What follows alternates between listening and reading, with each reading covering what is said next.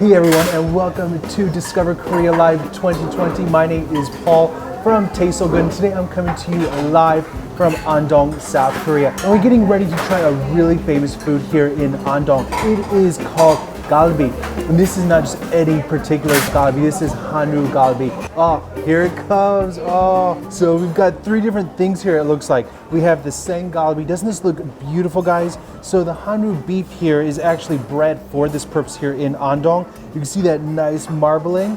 This is the garlic seng galbi. And then this is the bone part we can steam later. So we have three different things here. This just looks great.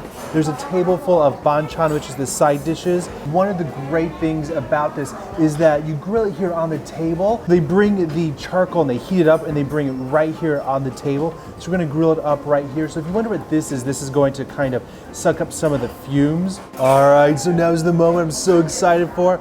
Let's cook this up. So we're gonna cook it here on this charcoal. So this is the seng galbi, so it is just the raw beef right now. It's not marinated in anything. It's the way I like it. Oh, look at that, you guys. It only takes a few seconds for that to turn a nice golden brown. You can see all those juices on it. Oh, it's gonna be incredible. All right, guys, I wish you were here to try this. It smells so good. I think we have a nice piece here that is done. You just see those juices dripping off of that. Oh, that looks incredible. Let's try our very first bite of Andong seng galbi. Oh, it's incredible. That's the type of food you just want to savor. Each bite is just better than the last. Oh, that is so good. It is tender, it is soft, it is juicy, it is a little bit sweet.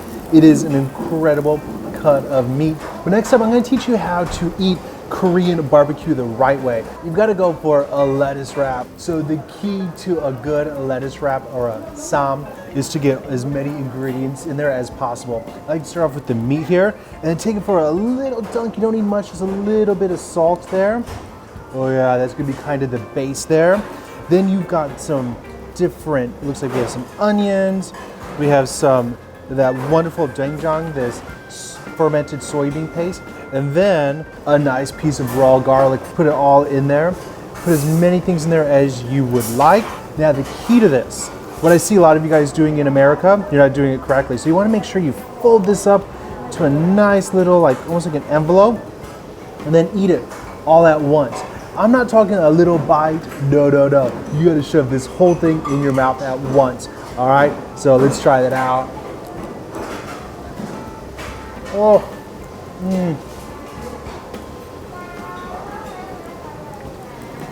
That was worth the trip all the way to Andong for.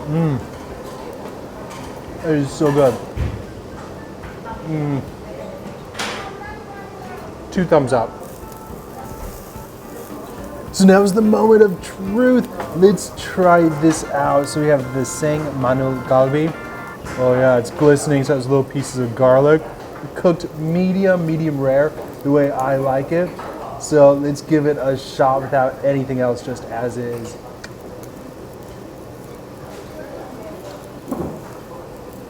Oh wow. It's not an overpowering flavor of garlic. It's just enough. And it goes so well with all of that meat and that juicy goodness there. Wow. I think I might prefer the garlic flavor more than the regular. That's saying a lot. Whoa, look at this bubbling pot of yumminess, guys. So this is byeojjim. They have steamed here. Looks like there's some mushrooms, some onions, some type of sauce. It looks incredible. It's just boiling away. Oh yeah. It's not the easiest thing to eat with chopsticks, I'll tell you that much, so don't be afraid to get a little dirty. It's hands-on food, so I'm gonna try these vegetables with this.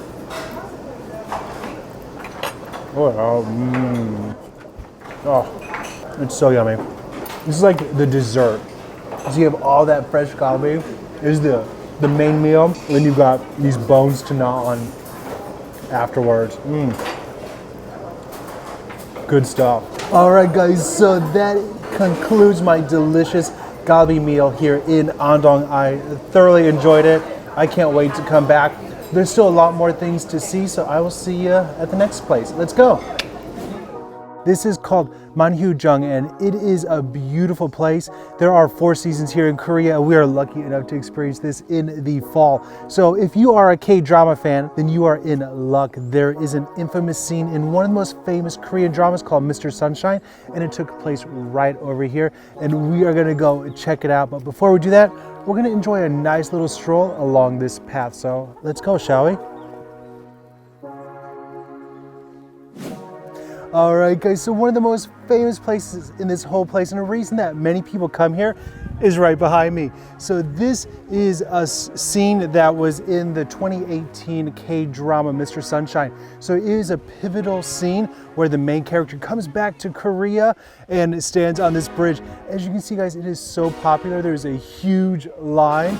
All right, guys, so finally it is my turn. I've waited in line for this great photo opportunity. So this is the infamous bridge where that famous scene in Mr. Sunshine happened. So right around here. So this is a super romantic area. There's so many young couples coming here to take pictures. So you'll want to make sure you bring your camera for that wonderful Instagram shot, right?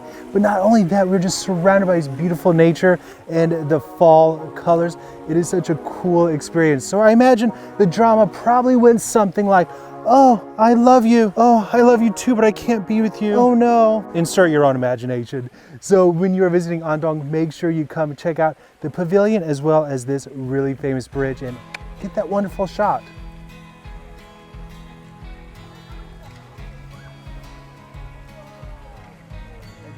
So if you want to check it out, Andong's the place to be. The last place we are checking out here in Andong Hahwe Village. So this is a very old place dating back at least 600 years to the Joseon dynasty. So let me tell you a little bit about it. So this is a small traditional village that once homed the Ryu clan, and actually they still live here. So this house behind me has been passed down to different generations for over 600 years. Isn't that incredible? So it is a great place for tourists and foreigners alike, and it is the 10th place listed on the UNESCO World Heritage Site. All right, so this particular house here has been in the same family for more than 600 years, guys. It's almost a millennium. So this was originally one of the Ryu clans, and ever since then it's been passed down throughout the generations to the male successor. So you can see this nice roofing here. Ooh.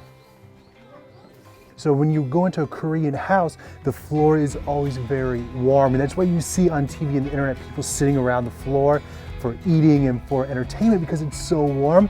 Because of this right here, so they can open this up and put in wood. All the ways that the Koreans were inventive 600 years ago. Isn't it cool?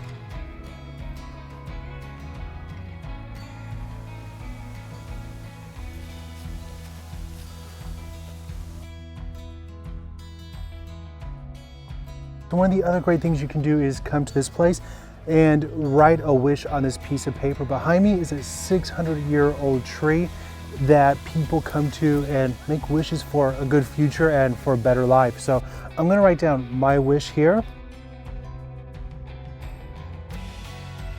So I've written down my wish. My wish, I hope you will come visit us here in Korea when you can. So then I'm just gonna fold it up and then take it to this tree over here, and we're gonna tie it up. So I have placed my wish in front of this 600-year-old beautiful tree. Let's hope that it comes true.